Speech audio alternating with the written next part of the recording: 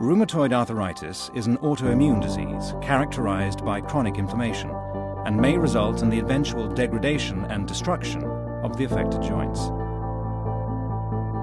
Increased systemic and extra-articular inflammatory factors associated with rheumatoid arthritis can also have an impact on many other parts of the body, including, but not limited to, the cardiovascular, pulmonary, and hematologic systems, as well as potentially affecting both mental and emotional health.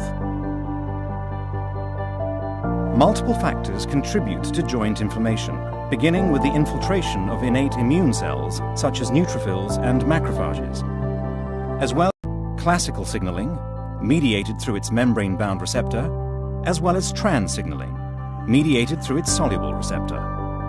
The binding of the IL-6 cytokine to the soluble IL-6 receptor forms a complex, which then binds to GP130 on the surface of cells, activating GP130 even in cells not expressing the IL-6 receptor.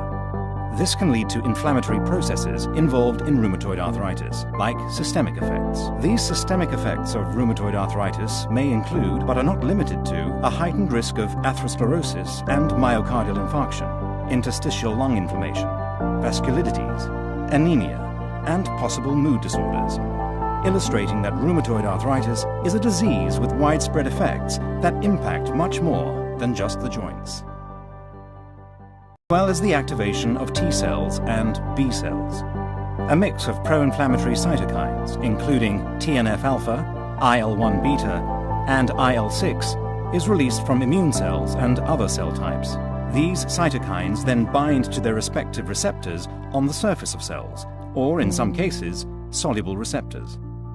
This process activates intracellular signaling, which involves TNF, IL-1, and IL-6, resulting in downstream effects.